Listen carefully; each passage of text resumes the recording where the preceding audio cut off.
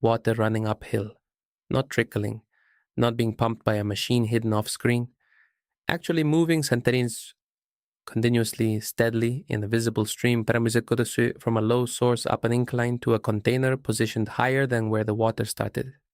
Moving against gravity, moving without electricity, without a pump, without any mechanical device with moving parts beyond a single twisted rope pulled through a piece of plastic pipe. And the person pulling that rope is doing it with one hand, casually.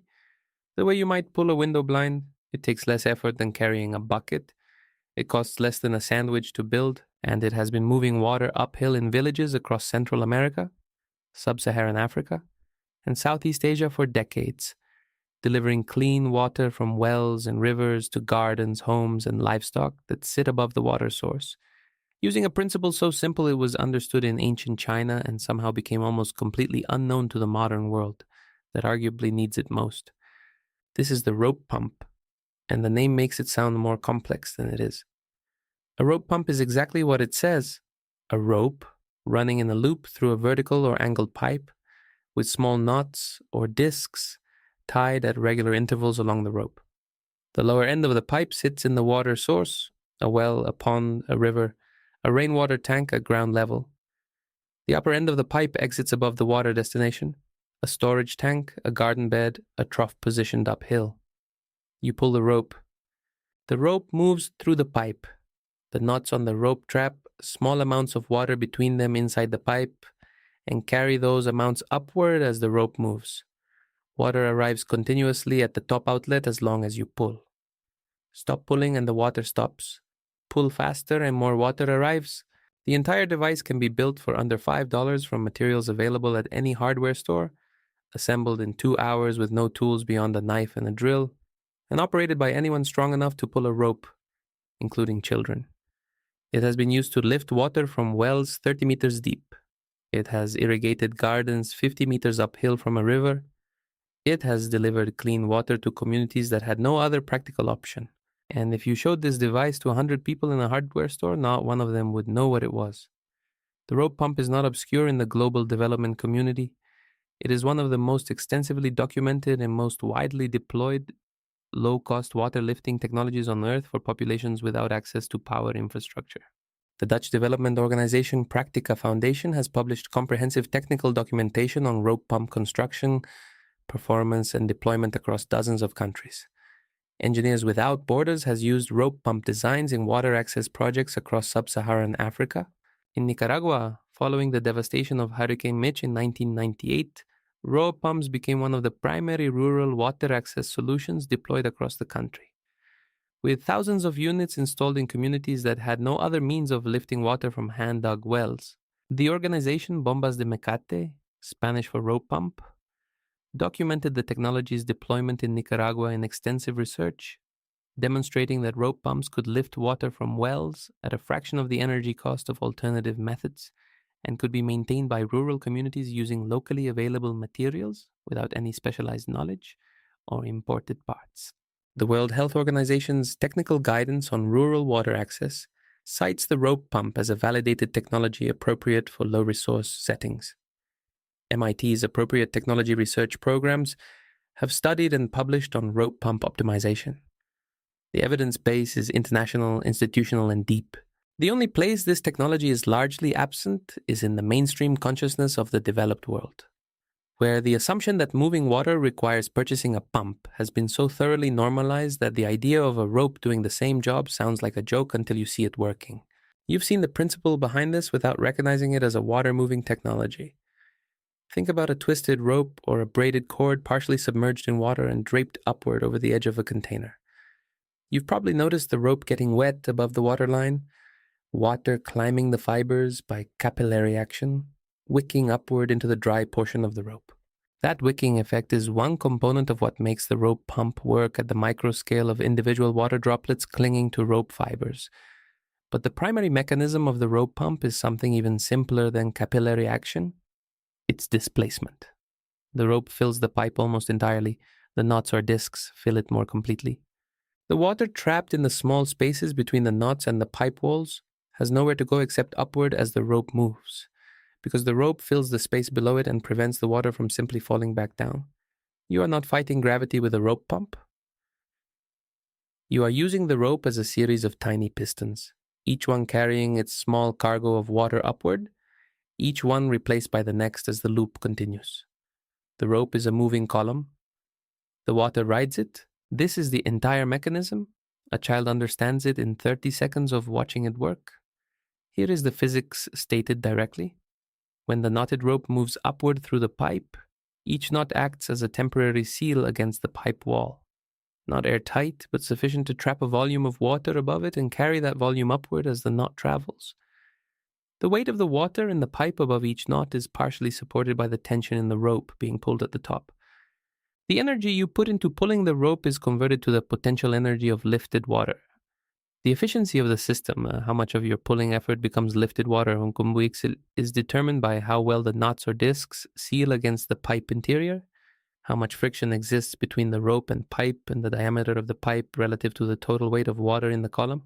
A well-built rope pump with appropriate materials converts pulling effort to lifted water with efficiency comparable to a hand-operated piston pump, with the advantage of having no rigid mechanical components that can seize, corrode, or require machined replacement parts. The rope wears and can be replaced for cents. The pipe lasts indefinitely. The system has no theoretical failure mode that cannot be fixed with materials found in any village or purchased at any hardware store. Here is how you build one. You need a length of braided or twisted polyethylene rope, the kind used for clotheslines or general purpose tying, available at any hardware store for $1 to $2 per meter.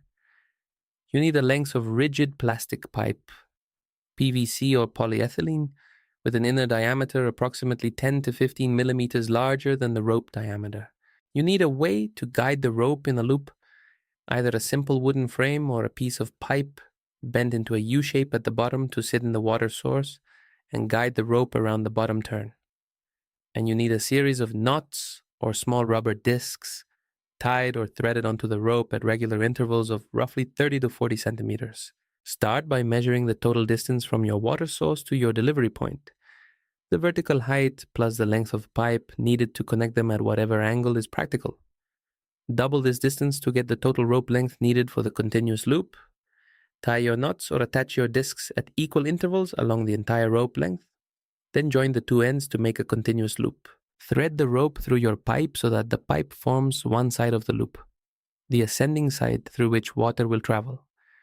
The other side of the rope loop runs outside the pipe, returning from the delivery point to the water source in the open air. At the bottom, a curved pipe section or a simple wooden peg guides the rope around the bottom turn and into the water. At the top, the pipe exits above your collection container and the rope runs over a simple guide. A smooth peg, a pipe elbow, a wheel if you want to reduce friction, and back down outside the pipe to complete the loop. Pull the rope at the top of the outside loop. Water arrives at the pipe exit. The system works. Here is what most people get wrong, because there are consistent failure modes that are easy to avoid with foreknowledge. The first and most impactful mistake is using a pipe diameter too large for the rope. If the gap between the rope with its knots and the pipe interior is too large, water slips past the knots rather than being carried upward. The knots need to nearly fill the pipe cross-section. The rule of thumb is that the knotted rope should fill approximately 80 to 90% of the pipe's inner diameter. Measure your rope with its knots tied before purchasing pipe. Second mistake, knots spaced too far apart. If knots are more than 40 centimeters apart, the water volume between them in a large diameter pipe becomes too heavy for simple rope tension to support efficiently, and the water slips back down between strokes. 30 to 40 centimeter spacing is the validated optimum for hand-powered operation. Third mistake, using a rope that is too slick or too stiff. Smooth nylon rope slides through the pipe easily, but doesn't carry water efficiently because it doesn't trap it against the pipe wall. Twisted polyethylene or braided natural fiber rope has surface texture that improves the seal between rope and pipe and increases water carrying efficiency significantly. Fourth mistake, not sealing the bottom pipe entry against air ingestion. If air enters the pipe at the bottom where it meets the water surface, it compresses and expands inside the pipe as the rope moves. reducing the effective water column height and creating an erratic, inefficient flow. Submerge the bottom pipe opening completely below the water surface, at least 10 to 15 centimeters, to ensure the bottom of the system is always filled with water rather than air. Fifth mistake, building the rope loop without a smooth bottom guide. The bottom turn of the rope from the outside return loop into the pipe takes significant mechanical stress. A sharp angle at the bottom frays the rope rapidly and creates a high friction point that makes pulling difficult. Use a smooth curved guide, a bent pipe section, a rounded wooden dowel, a smooth peg, and the rope runs smoothly for years before wearing enough to need replacement. The results of a properly built rope pump are meaningful by any practical standard. A standard hand-operated rope pump with a pipe diameter of 40 millimeters lifts approximately 20 to 40 liters per minute when operated by a single person pulling at moderate effort, enough to fill a 100-liter storage tank in 3 to 5 minutes, enough to supply daily water needs for a household garden in under 10 minutes of pumping, enough to lift water from a standard hand-dug well of 10 meters depth with effort comparable to walking at a moderate pace. At a depth of 20 meters, a typical depth for wells in many agricultural regions, flow rate decreases but remains practical. The system scales through either increasing pipe diameter, which increases water volume per rope cycle at the cost of increased pulling effort, or by using a wheel and axle assist or a simple animal traction attachment that converts the rope pull to rotary motion, allowing cattle or donkeys to operate the pump and dramatically increasing both flow rate and depth capacity. In Nicaragua, animal-powered rope pumps have been documented lifting water from wells over 30 meters deep at flow rates sufficient for small-scale irrigation systems. The scaling principle is consistent. More pipe diameter means more water per pull. Mechanical advantage multiplies human or animal effort. The rope and pipe remain the only components. The rope pump's lineage in human technology extends back further than most people would guess. The chain pump, a device operating on an essentially identical principle using a loop of chain with discs or paddles traveling through a pipe or channel, was described in Chinese agricultural texts from the Han Dynasty around 200 BCE and is depicted in illustrations from the Song Dynasty showing irrigation of paddies using human or animal-powered chain pumps of sophisticated design. These devices are believed to have been in continuous use in China for over 2,000 years.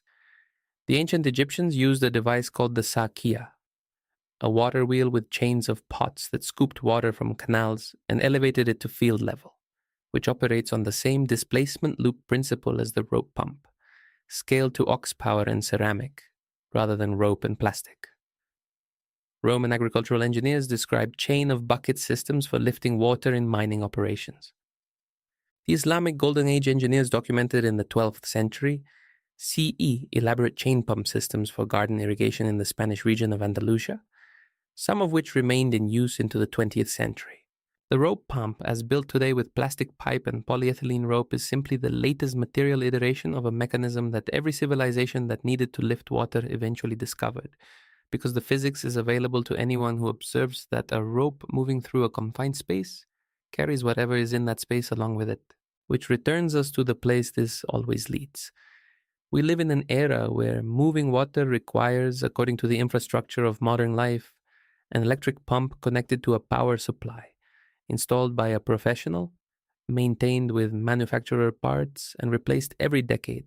That infrastructure is extraordinarily convenient and extraordinarily fragile simultaneously, dependent on electricity, on supply chains for parts, on technical knowledge, concentrated in specialists rather than distributed in the general population. A rope, a piece of plastic pipe, and a few hours of assembly can move water uphill from any source to any destination within the limits of human pulling effort and basic physics. The energy required is human muscle. The maintenance required is replacing a rope when it wears, a skill requiring scissors and a hardware store. The knowledge required is understanding that water rides a moving rope the same way it has ridden every chain pump, every sakia, every rope of twisted fiber pulled through a bamboo tube in a rice paddy since before the Roman Empire existed. That knowledge was never secret. It was just common. So common it needed no documentation because everyone already knew it. And then it became uncommon. And then it became forgotten, and then we built a world where moving water uphill seemed to require purchasing something. A rope says otherwise, a rope always has. If this video made you look at a piece of rope and a length of pipe differently, if it made you want to try something that should genuinely not work and watch it work anyway, then share it with someone who has a water source below where they need the water to go and thinks a pump is the only answer. Because the rope was always the answer. It just needed someone to thread it through a pipe and pull.